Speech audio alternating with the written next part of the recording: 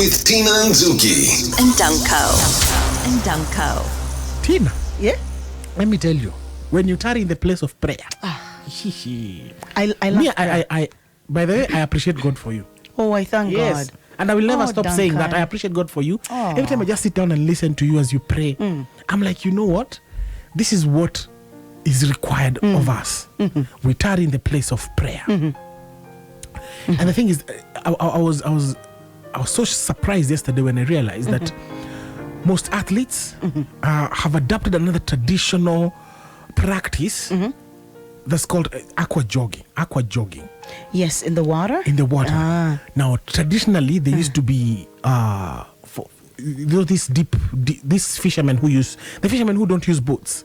Yes. They just go in and they spear their fishes. Yes, so their lungs they have adapted. You know, your body has a way of just adapting to the environment. So these guys go very deep, and they can stay for as long as 15 to 20 minutes underwater without breathing. Imagine me, I can't even stay 5 seconds. I'll be like, oh, but you're a fantastic swimmer. yes, but I was holding my breath. Well, don't let this buoyancy fool you. So these guys, when they go underwater, they have to take a lot of air. Yeah. And then they just go with a spear. Yeah. They go to the bed of the ocean. Yes. Of the ocean, the shallow side. Then they fish and come back with fish. But now, as you're training yourself, you have to wear weights around your feet. And so now there are people who have adopted this style because it's such a, how do I say it? It's subjecting your body to very many forces, opposing forces. Yes. You have the buoyancy, all these things, the water force, gravity, pressure, any water pressure, etc. And then of course was a displacement and etc. Correct. So now what they do, they dive deep and then they take a very huge rock. You know, you can carry a very huge rock underwater because of the buoyancy, yes. The pressure, and then it's helping you. So then they start sprinting qua floor. Yes, on the floor of the whatever it is. Sprint. And it's called aqua jogging. There are many ways of modifications of wearing weights on your feet. Yes. So you just sink down, then you have a thing to just press.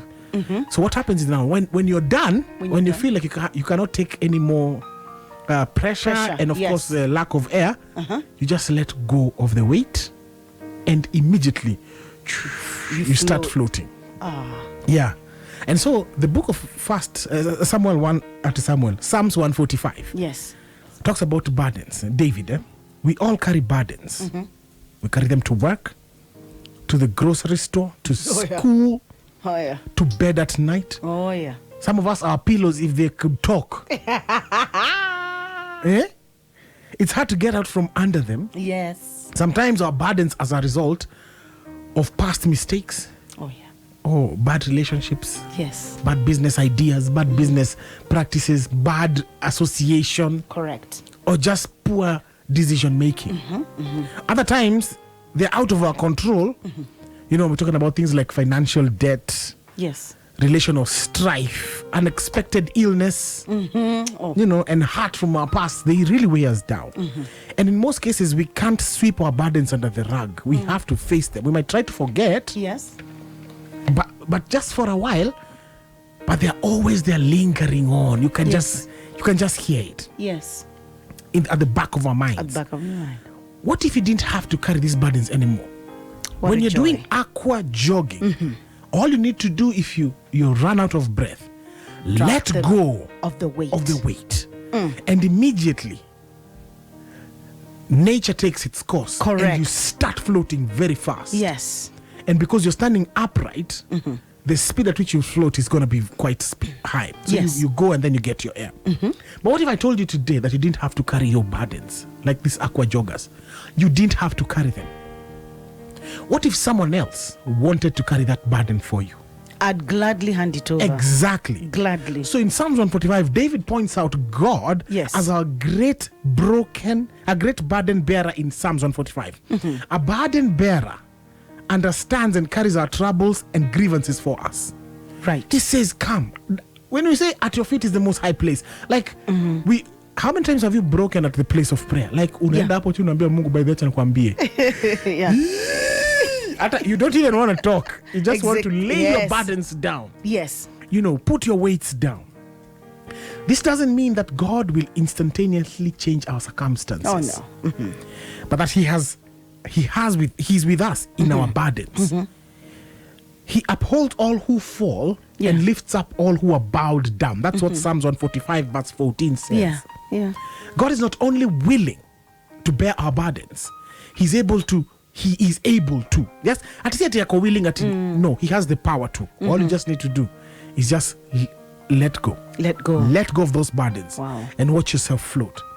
He is gracious and compassionate and loving, according to Psalms 145, 8-9. He provides for all our daily needs. He's near to those who are near Him, who call on Him. He's close to the brokenhearted.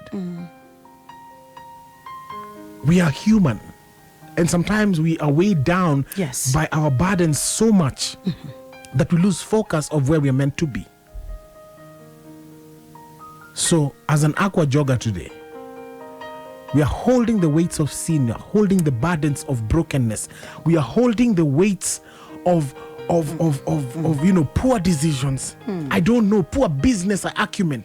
Like you have this habit, this one thing that always you're holding on to, even when you're in the place of prayer. No matter how much the Spirit of God surrounds you, there's that one thing you're always holding on to. Could it be an addiction?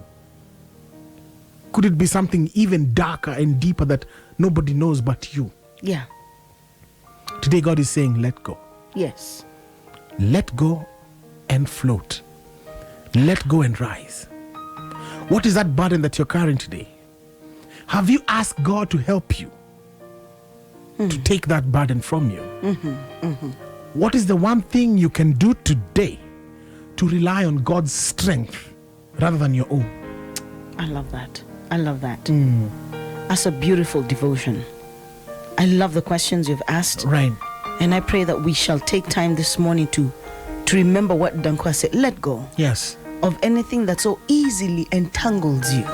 Let go. Yes. Let go. And serve God with all your heart. Yes. With all your mind, with all your soul. That's right. I love that. Thank you, Danko. Join Tina Nzuki and Danko on Pearl in the Morning. Weekdays from 5:30 a.m. to 10 a.m.